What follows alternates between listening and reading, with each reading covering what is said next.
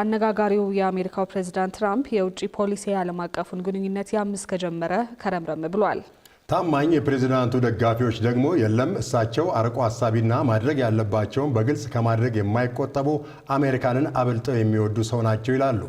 በሌላ በኩል ትራምፕ ከተለመደው የዓለም አቀፍ አሰራር ወጥተው የሚወስዱት እርምጃ የአሜሪካን የውጭ ፖሊሲ ግጭት ጠቋሚ ነው የሚሉ የዲፕሎማሲ ተንታኞች በርካቶች ናቸው። ይህንን የተመለከተውን የዜና ትንታኔ ግርማዬ ከበደ አዘጋጅቶታል። ሪፖርተራችን አቤል አበበ እንደሚከተለው ያቀርበዋል።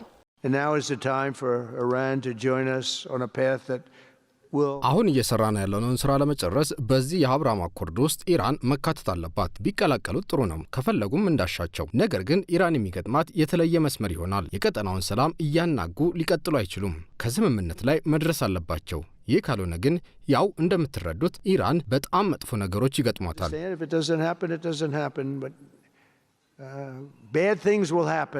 የአሜሪካው ፕሬዝዳንት ዶናልድ ትራምፕ ትላንት ለኢራን በሰጡት የቅርብ ጊዜ ማስጠንቀቂያ ቴሄራን ፈጥና ከኛ ጋር ካልተስማማች በ10 እና በ15 ቀናት ዕድሜ በዓለም ታይቶ የማይታወቅ ጥፋት ይደርስባታል ብለዋል። ትራምፕ ይህንን ያሉት ለጋዛ ሰላምና መልሶ ግንባታ በሚል በራሳቸው የዓለም አቀፍ ፖለቲካ ዘይቤ ባቋቋሙት የሰላም ቦርድ ወይንም ኮሚቴ ጉባኤ ላይ ነው። እንግዲህ እንዲህ ባለ መልኩ ነው ለኢራን የግጭቱን አይቀሬነት ያረዱት። ይሄ የትራምፕ የሰላምና የጦርነት አቋማቸውም ነው የአሜሪካን የውጭ ፖሊሲ እርስ በርሱ የተጣረሰ ነው በሚል ያስተቸው።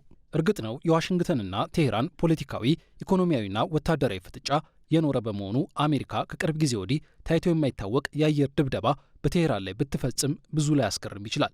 ቢያንስ ለተመልካቹ ትራምፕ አገራቸው ከኢራን ጋር ችግሮችን በዲፕሎማሲያዊ መንገድ ብትፈታ ደስ እንደሚላቸው ለሳምንታት የተናገሩ ሲሆን የዋይት ሀውስ ሹማምንትም ቢሆኑ ኢራን ከአንዳች ስምምነት መድረሷ ፖለቲካዊ ብልህነት ነው ሲሉን ከርመዋል። ይሁንና ትራምፕም ሆኑ ሹማምንቶቻቸው እንዲህ ሰላማዊ ንግግርን እንደሚመርጡ ደጋግመው በሚናገሩበት ሰዓት ወታደራዊ ኃይላቸውን በኢራን ዙሪያ ገባ ሲያጠናክሩ ነው የሰነበቱት። እንደውም ቢቢሲ የዜና ወኪል የጠቀሳቸው ወታደራዊ ተንታኞች አሜሪካ በእነሱ የዘመን ቀመር 2003 ኢራቅ ላይ በዘመተችበት ወቅት ካደራጀችው ኃይል በኋላ በመካከለኛው ምስራቅ ዙሪያ ገባ ያሰማራችው ኃይል ጠንካራው ነው።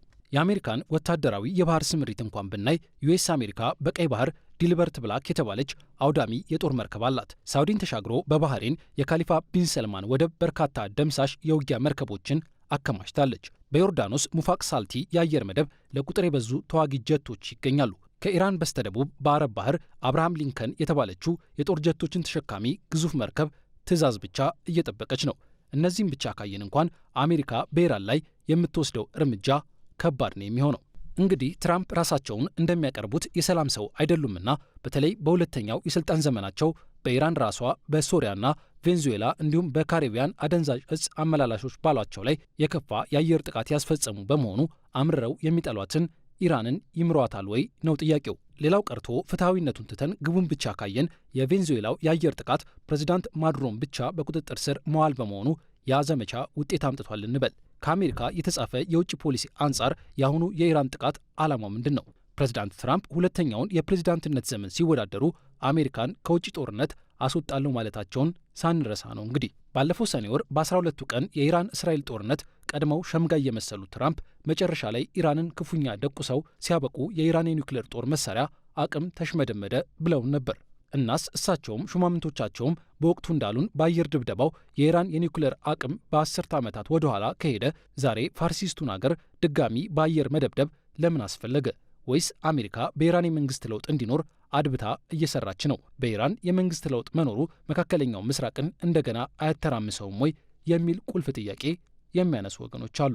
ትራምፕ ለመካከለኛው ምስራቅ ሰላም የጋዛን የሰላም ቦርድ አቋቁሞ በሌላ በኩል ኢራንን ከቶም በማይገመት የዲፕሎማሲ አካሄድ አደባያታለሁ ማለት የአሜሪካን የውጭ ፖሊሲ መጣረስ ያሳያል የተባለውም ለዚህ ነው።